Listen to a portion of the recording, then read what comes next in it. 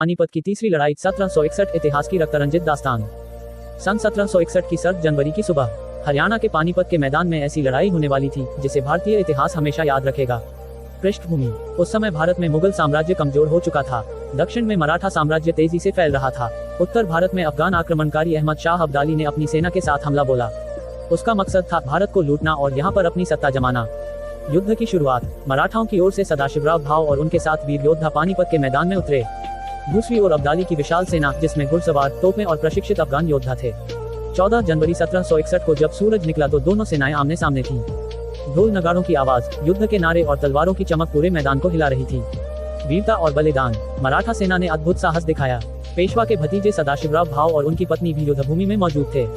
अब्दाली की सेना लगातार हमले कर रही थी लेकिन मराठे भी पीछे हटने को तैयार नहीं थे। दोपहर तक मैदान खून से लाल हो गया। हजारों योद्धा शहीद हो गए, लेकिन अंत में भारी संख्या और चालाकी के कारण अब्दाली की सेना ने मराठों को घेर लिया। अंत: सदाशिवराव भाव शहीद हो गए। हजारों मराठा सैनिक मारे गए या कैद कर लिए गए। कहा जाता है कि इस युद्ध में लगभग 1 लाख से अधिक लोग मारे गए थे, जो उस समय की सबसे भीषण लड़ाइयों में से एक थी। महत्व: ये युद्ध भारतीय इतिहास का निर्णायक मोड़ साबित हुआ। मराठा साम्राज्य की शक्ति कमजोर हो गई और ब्रिटिश ईस्ट इंडिया कंपनी को भारत में अपने पैर जमाने का मौका मिला।